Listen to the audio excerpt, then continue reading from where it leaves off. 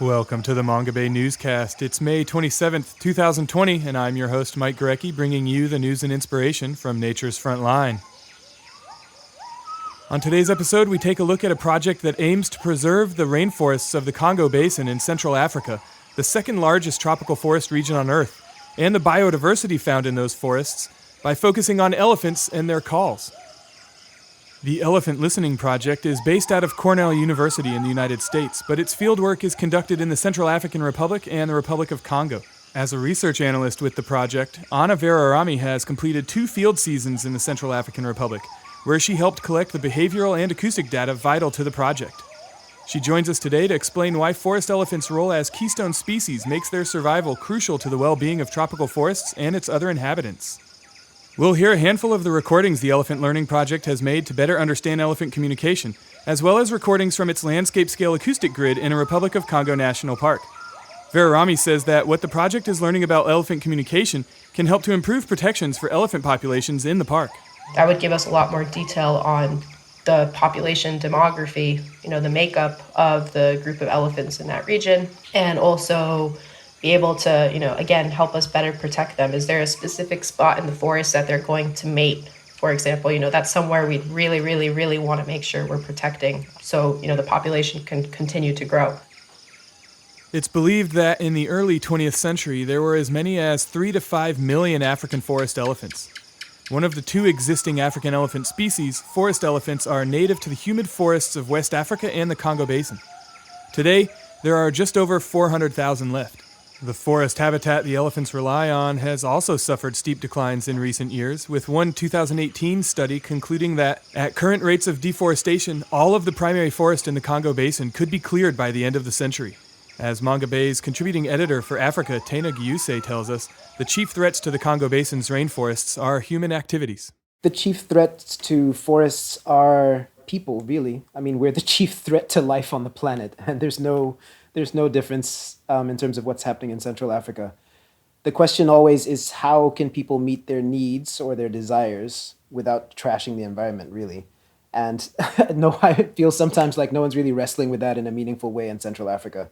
So, I mean, essentially what's going on there is relatively limited resources for enforcement, and the policy in general treats the environment or the ecology or the protection of the forest as the last thing on the table. So there are people expanding their agriculture to feed their families or to grow cash crops, but there's also government policy driving new roads into areas that were previously not there. There's some turning over of formerly protected areas for forestry and timber, and what follows on that is there's the challenge of formal logging, at the same time as what follows the roads and the opening up of an area is a whole lot of informal logging and especially informal charcoal production. And I think between those 2 things, and then of course there's poaching as well, which follows on that. So between logging for timber and logging for charcoal and then associated poaching, those are really the things that are eating the forests up in Central Africa. According to Gyuse, solutions have so far proven somewhat elusive. Because the problem is essentially that in most of Central Africa, the economies are failing, which means that people are they're making do with what they have, and they're basically trying whatever they can to make, money for medicine, basically. They're growing food and making money for medicine. And you can't really conserve forests against people who desperately need fuel and food unless you solve that problem. And I'm not aware of any initiatives or technologies that are addressed towards that. There are more, there's brighter spots in terms of there's better policy in certain places. So I think Gabon is a good example of a place where they have very charismatic and innovative minister who's got the ear of the president there. And I think he's probably the envy of all the other environment ministers across the continent.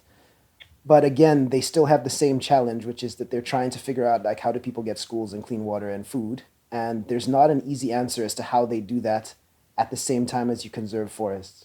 Efforts to combat poaching, especially in southern Africa, have yielded results, Gyuse says, but poaching is still a major threat to African elephants. In general, across Africa, poaching is still a major problem. I think Africa-wide, the estimate for last year was somewhere around 10 to 15,000 elephants were poached. That's looking at, and I think that data comes from 20, 30 countries across the continent. And it's an improvement because 10 years ago, the mortality rate was closer to 10%, and now it's half that, or it's even maybe a third that. It's like below 4%. It's hard to say because there's significant amounts of ivory still being intercepted, and there's a lot of carcasses still being found, and elephant populations are also falling everywhere except, as you pointed out, in southern Africa, where there are, in Botswana, Namibia, South Africa, I think Zimbabwe as well, there's some stability or increases. The challenge in Central Africa, I think, again, is like they do not really, the resources available, whether private or state resources available to police or to enforce wildlife laws there's really not enough. So I think the last study I can remember seeing was in 2014, and there they found the elephant population in Central Africa declined by fully 2/3 or almost 2/3. That was the year they did the elephant census data came out in 2016, and that was when they did aerial surveys, and it basically confirmed that somewhere around 40,000 elephants were killed in Central Africa in just 3 years, so 2010 to 2012. So that was, I think, kind of the peak. And then that dipped a little bit. That slowed down somewhat. They think because the economy in China, that drives a lot of demand for ivory, that also dipped around 2016, 2017. And so the demand slowed. It's mostly forest elephants in Central Africa, and they live in the forests, which are not as well, where wildlife laws are not as well enforced as they might be. And there's also a challenge as in the areas that protect elephants the best are also large ones, and those are also the ones that are hardest to actually monitor. So you have, for example, there's some new parks in Gabon, like Mongabay National Park was created specifically to protect elephants. But they did a dung survey there between 2005, 2015, and the population there declined by nearly 80%. So the challenge that they had there is that on the Gabon side, the main road that passes nearest is maybe 60 kilometers away. However, the national park comes right up to the border with Cameroon, and there's a highway that runs just 6 kilometers from it. And just the simplicity of access, the ease of access to it, plus the demand for ivory from elsewhere, makes it almost irresistible. And so the pattern is that there's quite a lot of poaching that is understood to originate from across the border. And there's other things going on as well. There's charcoal production, there's gold mining, illegal gold mining. But that's the general picture, which is wherever people can access forests, elephants and other species are really, really vulnerable to poaching because it's one of the easiest ways to make tremendous amounts of money. Given the limited resources at the disposal of Central African governments for combating poaching and the vast areas of forest habitat that need to be protected, it's important that what resources are available are targeted as efficiently as possible. And that's exactly where the Elephant Listening Project aims to make a difference. Though it's focused on elephant communication and conservation, the Elephant Listening Project, or ELP as Ana Verahrami calls it for short, is housed under the Cornell Lab of Ornithology. We get a lot of quizzical looks about that, people wondering why a bunch of elephant people are working at a bird lab. But basically, a lot of the software developed that we use has been made at the Lab of O. So it's a really great partnership that we have. And so we're a part of this department within the Lab of Ornithology called the Center for Conservation Bioacoustics. And I think you've had some experience interviewing some people from there. Indeed, I have. You can check the show notes for this episode to find links to episodes of the Mongabay newscast featuring researchers affiliated with the Cornell Lab of Ornithology who are studying everything from gibbons to cicadas and dolphins. But basically everyone in that group is focused on using acoustics to conserve species from gibbons to frogs, to elephants, to katydids, to marine life, but also understand a little bit more about communication systems throughout the animal kingdom. ELP was founded in 2000 by a woman named Katie Payne. The story is that one day she was at the Oregon Zoo looking at an elephant enclosure and felt vibrations in her chest. And so she was wondering, wouldn't it be cool if the elephants were actually saying something that we couldn't hear? And so she looked at it. It turns out they were communicating with each other rather low frequency, something called infrasound. So they could hear, what each other was saying and communicate with each other, but we were completely oblivious. And so that kind of just opened up this huge question about, what are we missing? What are these creatures doing right under our noses? And can we look at it? And so it started off at that point very largely focused on the communication aspect of elephants. So when Katie was still heading up the lab, a lot of the work that she did at Zonga, which is one of the clearings we work at in Central Africa, was again largely based on communication, trying to understand what they're saying, what sorts of behaviors are paired with it. And that's a lot of what we're doing today, but we've also shifted big time to this more landscape scale conservation strategy, largely in part because it's really cool to learn about what they're saying, but the species needs to be around so we can learn about it. The Elephant Listening Project has acoustic recording devices deployed in clearings known as bys, as well as in the forest. Verahrami was kind enough to supply us with some examples of the recordings informing the project's research. Let's give some of them a listen to help set the scene before delving further into ELP's work. Here we're going to take a listen to what the forest actually sounds like. So not just an elephant-centric location, but what all the biodiversity in basically the Congo Basin, what that sounds like at once. So this is a daytime clip. It's a really, really cool thing to listen to.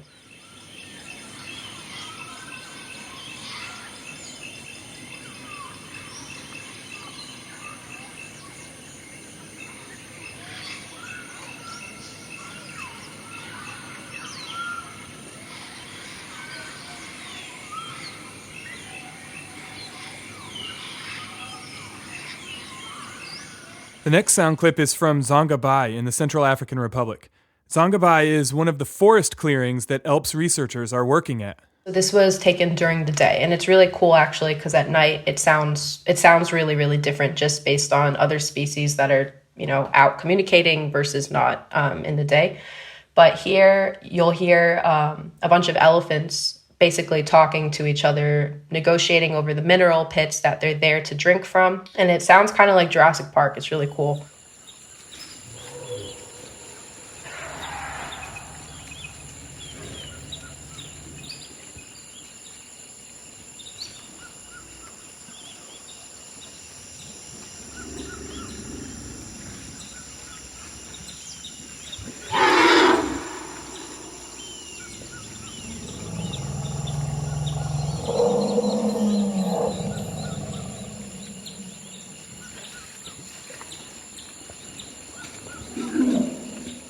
The health of their forest habitat is not just crucial to the health of the forest elephants of Central Africa, but of all the other creatures who call the forest home, including humans as well.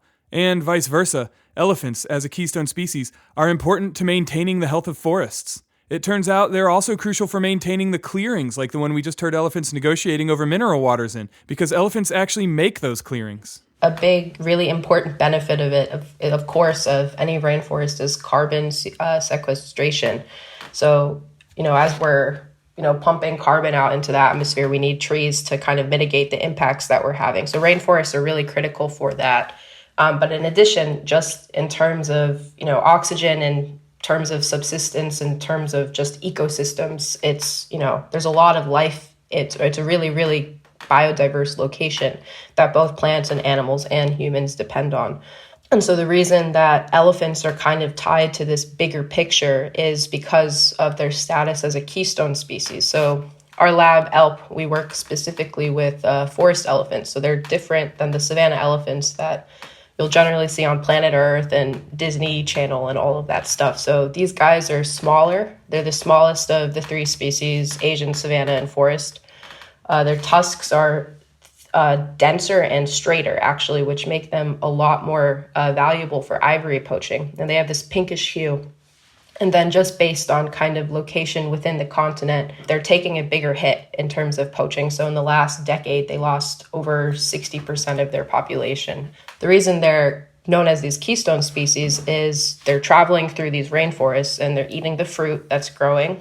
And as they're walking over their huge ranges, they're, eating and defecating the seeds out, which then grow into trees again. So it's regenerating plant growth basically throughout the rainforest at a scale unmatched by any other critter living there. So that's, stuff that, again, we depend on, other species depend on. So that's one aspect. And then the other aspect, which is really, really cool, is they're gathering in these natural clearings that I mentioned earlier. So they're called bys. It's a local name for them.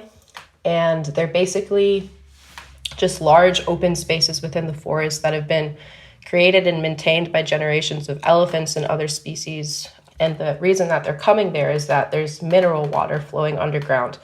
So that's what's drawing them in. And over time, they've been knocking down trees and digging with their tusks and, just basically uprooting all vegetation there. So nothing's growing. So it's just this big sandy pan. And they can differ, actually. It's really cool. Throughout the Congo, you'll have ones that are a lot more wet, ones that are way more dry. Size will differ. But the one that ELP works at is called Zonga, and that's located in the southwestern Central African Republic. And there, you'll have elephants there, you'll have gorillas, you can have bongo and buffalo and a huge number of bird species. It's a birder's paradise. So a lot of animals are depending on this location for social interactions, for mineral supplements, and stuff like that. So they're really, really crucial for maintaining the ecosystem within the Congo. And so that's why we're kind of targeting them as an avenue to preserve this whole ecosystem. There are essentially two components to how ELP is going about trying to preserve this whole tropical forest ecosystem. The first involves elephant communication. These clearings in the forest are excellent places to study elephants communicating with each other, which is exactly what ELP is doing. By observing their behaviors while socializing at Mongabay and correlating those behaviors with the various calls they've recorded, Verahrami and her colleagues are attempting to discern what the elephants are saying to each other. 4 of us actually just got back 2 months ago from a field season at Zonga, where we basically had put up 9 of these acoustic recorders surrounding the clearing. And what we were doing with those is using them to basically localize to where in the clearing the call was coming from. So that was, doing its thing throughout the 2 months that we were there. Meanwhile, we were sitting on the observation platform looking at what behaviors were being performed, what calls were being produced, and in what context. So coding, identity of the caller, if we knew it, at least age and sex of the caller, looking at what other individuals were involved, how close were family members at this time, and then was it, a call given over a resource or from a mating or just for an unknown context. And so basically what we're hoping to do, and this is something that's being spearheaded by ELP's postdoc, Dr. Daniela Hedwig, is she's really interested in trying to understand what calls are given in certain behavioral contexts. And this is something we're hoping to apply to a bigger project we're working on. Before we get to that bigger project, let's listen to an example of elephant communication at Mongabay.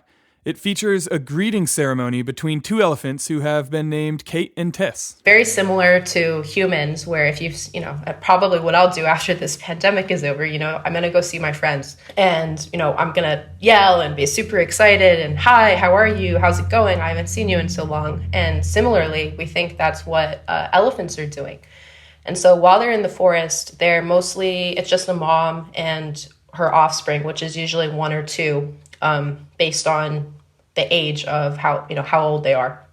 But they're coming to this clearing and they're seeing family members. We actually have data showing that a mom will come and her daughter, who's also has her own family at that point, will come to the bay on the same day. So it's really interesting. We don't know what's driving it. We wish we knew. Hopefully one day we will. But similarly, friends will also do the same thing. So here we're going to listen to something called a greeting ceremony between 2 elephant associates or friends named Kate and Tess.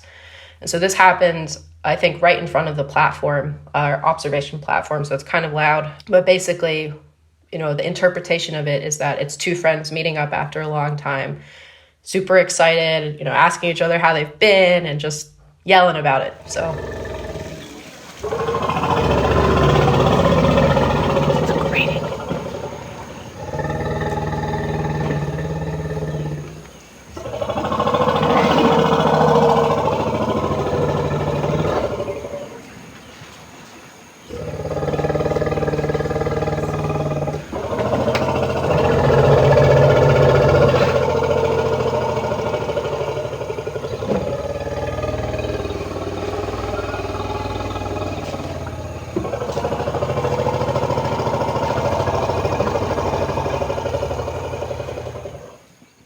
The larger project Verahrami referenced earlier is acoustic landscape monitoring in the Republic of Congo, just downriver from Mongabay. Just actually a 4-hour boat ride down the Sangha River from Zonga. There's another park called Nobali and Toki, where we are collaborating with the Wildlife Conservation Society, who is running that park, to basically set up the largest as far as I know, tropical acoustic grid in the world to monitor for elephant movement and for poaching incidents. So it's covering about 1,250 square kilometers at this point. Hopefully one day we can expand it. But right now we have 3 years of data from this grid, and there are 50 recorders. So that's 50 recorders recording 24 hours a day, 7 days a week for 3 years. So it's a lot of data.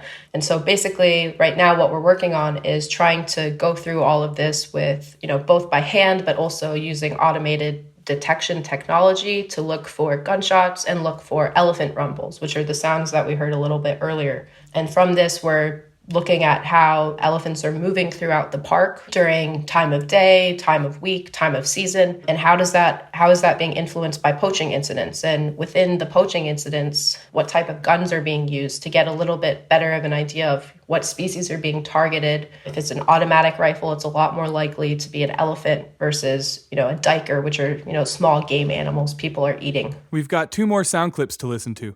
This first one, Verahrami sent along because she said it illustrates how different the rumbles captured in the forest sound compared to those captured at the forest clearings. Forest elephants typically travel in groups of 2 to 3 in the forest, whereas there can be hundreds congregating at a buy, so there is a lot less elephant chatter going on in the forest for the acoustic grid to pick up.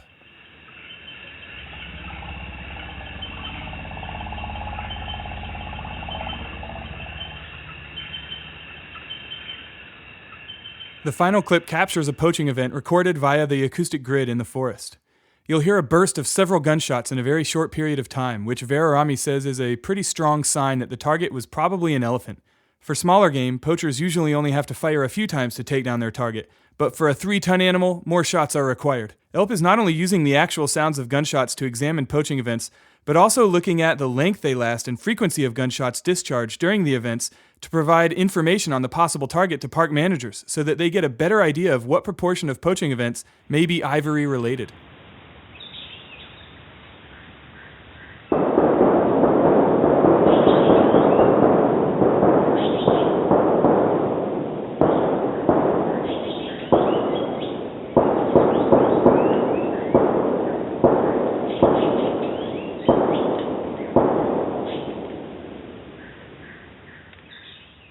By applying what they're learning about elephant communication at the clearings, Verahrami and her colleagues are hoping to improve the quality of the data they are able to provide to park rangers from the acoustic grid in the forest. That is the next big step for us is, as we work on learning more about how elephants are communicating and learning more about, the identity of a caller, that we can just be able to pull that information out from a call. That's the hope in the future. We would apply that to this landscape scale grid. So, with every sound, with every, rumble that we're capturing, be able to say, okay, this is, the context that this was given in. This was probably the identity of the caller. It was a young juvenile male, etc. And so that would be able to, that would give us a lot more detail on the population demography, the makeup of the group of elephants in that region, and also be able to, again, help us better protect them. Is there a specific spot in the forest that they're going to mate? For example, that's somewhere we'd really, really, really want to make sure we're protecting so, the population can continue to grow. The Elephant Listening Project's acoustic grid is not yet capable of providing real-time alerts to park rangers, though that's something they're working towards. But the information the project is able to provide to park rangers about elephants' movements throughout the year is already helping to improve anti-poaching efforts. Anything that helps rangers deploy their resources in as targeted a manner as possible helps. Because, as Mongabay's Terna Gyuse says, poachers are definitely, they haven't been frightened by anything that's changed in the last 10 or 20 years. I don't think so.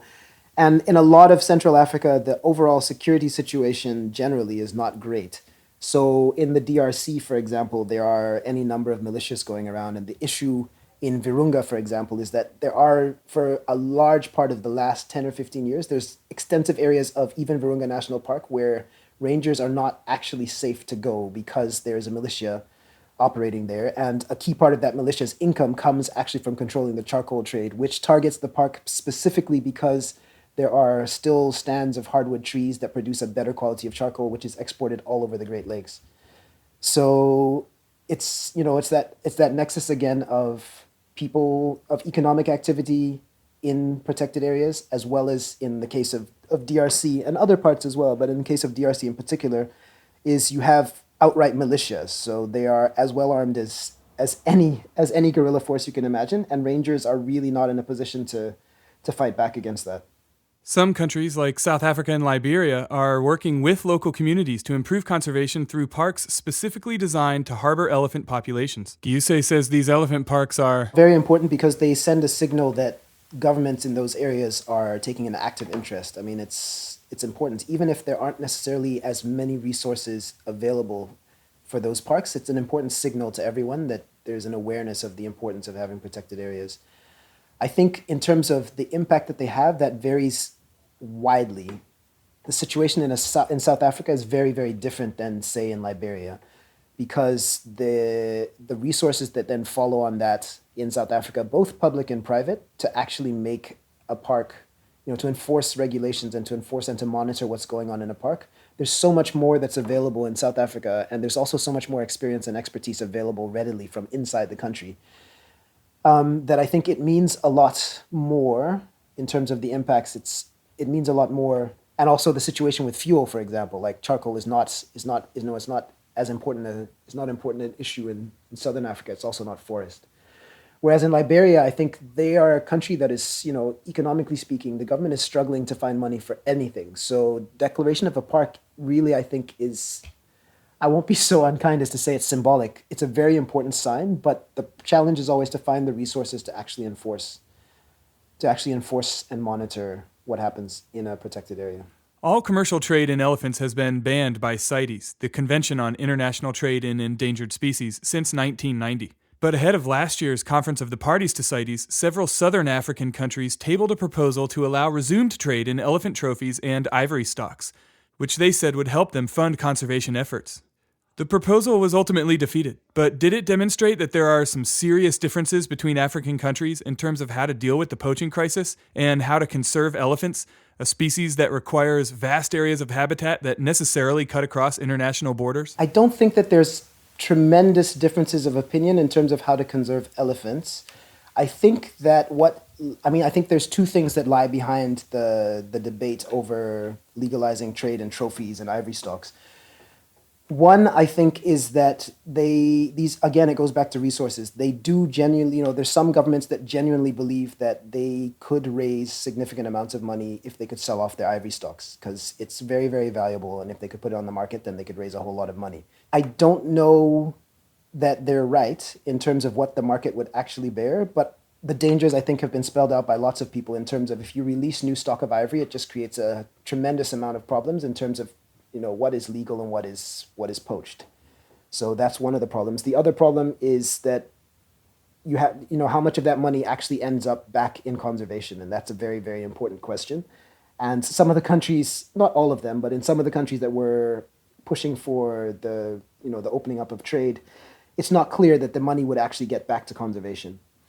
But the other thing is that I think the push last year was very much led by Botswana, and one of the issues there was that they had an election to fight, and elephants are actually prominently in conflict with people in the north of that country particularly, because there's, again, expanding populations, they're looking for new land to farm, they're looking for grazing for cattle, and elephants occupy a lot of the same spaces. And it was quite an important election issue. Maybe it was louder because of that, but it was an important election issue for them. So it may not even necessarily have been a genuine attempt to reopen it, but it was quite important in terms of rural votes in northern Botswana. And I think we have to remember that the internal politics of all these countries also play a role in what they push for policy. That said, I think it's also interesting in Botswana. I mean, elephants are sentient and intelligent, and they've actually been under assault for 50 years. And I think elephant behavior has actually changed, and coexistence with elephants is quite complicated now. And in places where people are in constant and regular contact with elephants, I think that we're actually facing new challenges. Like, it's not the same question to coexist peacefully with elephants now as it was, say, 50 or 100 years ago. The numbers are down, but I think that elephant societies have actually been damaged, and we have a real responsibility to work out how to create safe spaces and how to interact with them safely in the space that we have left for them. I think 90% of elephant habitat has been damaged or compromised in some way by expanding human activity. And we really have to figure out what to do to preserve what's left, the habitat and the elephants both. If you enjoy the Mongabay newscast, we ask that you please consider becoming a monthly sponsor via our Patreon page at patreon.com/Mongabay. We're a nonprofit news outlet, so just $1 or more per month will really help us offset production costs and hosting fees. Supporters at the $10 a month level also get access to our members-only insider content. So if you're a fan of our audio reports from Nature's Front Line, please head to patreon.com/Mongabay to learn more and support the Mongabay newscast. That's patreon.com/Mongabay. And don't forget you can subscribe to the Mongabay newscast on Apple Podcasts, Google Podcasts, Stitcher, CastBox, or wherever you get your podcasts from. And of course, you can read all of our news and inspiration from Nature's Front Line at mongabay.com. If you prefer to keep up with us on social media, follow us at facebook.com/Mongabay or on Twitter and Instagram. Our handle is @Mongabay on both platforms.